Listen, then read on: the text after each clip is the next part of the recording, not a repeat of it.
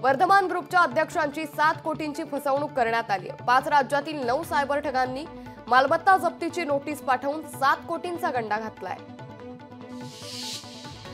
मुंबई महापालिकेत भ्रष्टाचाराच्या आरोपांखाली निलंबित 96 अधिकाऱ्यांना पुन्हा सेवेत घेण्यात आले। लोकसभा निवडणुकीच्या काही आठवड्यांआधीच निलंबन पुनरावलोकन समितीच्या निर्णयानुसार या अधिकाऱ्यांना सेवेत घेण्यात आले। दिल्लीचे मुख्यमंत्री आतिशी आणि माजी मुख्यमंत्री अरविंद केजरीवाल यांच्या याचिकेवर सुनावणी होणार आहे। मानहान प्रकरणी आज सुप्रीम कोर्टात ही सुनावणी पार पडणार आहे।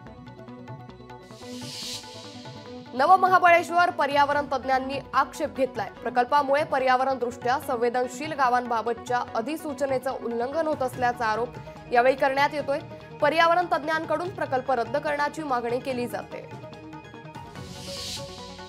उपमुख्यमंत्री देवेंद्र फडणवीस आज दुपारी कोल्हापूर दौऱ्यावर जाणार आहेत। कणेरी मठ सिद्धिगिरी महासंस्थांमधील संत समावेश कार्यक्रमात ते सहभागी होतील। राज्यात मागेल त्याला सौर कृषी पंप योजनेला शेतकऱ्यांचा उदंड प्रतिसाद मिळतोय। 14 दिवसात तब्बल 1,22,000 शेतकऱ्यांनी या योजनेसाठी अर्ज केलाय। गोरेगाव आणि मालाड स्थानकांदरम्यान आज रात्री 12:30 ते उद्या पहाटे 4:30 वाजेपर्यंत ब्लॉक असेल। यामुळे पश्चिम रेल्वेच्या 175 लोकल रद्द केल्या जाणार असून रेल्वेवरील प्रवाशांचे हाल होणार आहेत। नवी मुंबईतील उलवेमध्ये 50 लाखांचा ड्रग्ज जप्त करण्यात आलाय। ड्रग्ज तस्करी प्रकरणी पोलिसांनी आरोपींना ताब्यात घेतलंय। त्यापैकी एक जण झोमॅटोचा डिलिव्हरी बॉय असल्याची माहिती आहे। चंद्रपूर जिल्ह्यातील अदानी शाळा प्रकरणी राज्यातील विरोधी पक्षानं जनतेची माफी मागावी, खोटं बोलून त्यांनी राज्याची फसवणूक केली असा घणाघात भाजपचे प्रदेशाध्यक्ष चंद्रशेखर बावनकुळे यांनी केलाय। माकपकडून महाविकास आघाडीकडे विधानसभेसाठी 12 जागांची मागणी करण्यात आली। अन्यथा निर्माण होणाऱ्या परिस्थितीला महाविकास आघाडी जबाबदार असेल असा इशारा माकप नेते अजित नवलेंनी महाविकास आघाडीला दिलाय। जागा वाटपात डावललं जात असल्याचा आरोप देखील माकपनं केलाय। आमदार किशोर जोरगेवार लवकरच भाजपमध्ये प्रवेश करणार आहेत। भाजप प्रदेशाध्यक्ष चंद्रशेखर बावनकुळे यांनी या संदर्भातली माहिती दिली।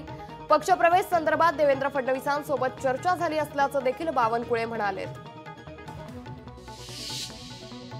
शासनाच्या माझी वसुंधरा अभियानात गडचिरोली नगर परिषदेनं नागपूर विभागात द्वितीय क्रमांक पटकावलाय। नगर परिषदेनं राबवलेल्या पर्यावरणपूरक उपक्रमांच्या आधारे ही निवड करण्यात आली आहे। द्वितीय क्रमांकासाठी नगर परिषदेला 50 लाखांचं पारितोषिक दिलं जाणार आहे।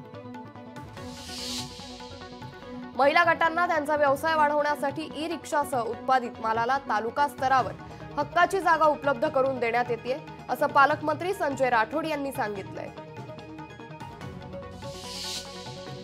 लातूर जिल्ह्यातील औसा, निलंगा आणि अहमदपूर या 3 विधानसभा मतदारसंघांवर शिवसेना उद्धव बाळासाहेब ठाकरे पक्षानं आपला दावा केलाय। या 3 मतदारसंघात शिवसेनेची ताकद असून त्यामुळे ही जागा आम्हाला मिळाली पाहिजे अशी आमची भूमिका असल्याचं सुषमा अंधारे म्हणाल्या।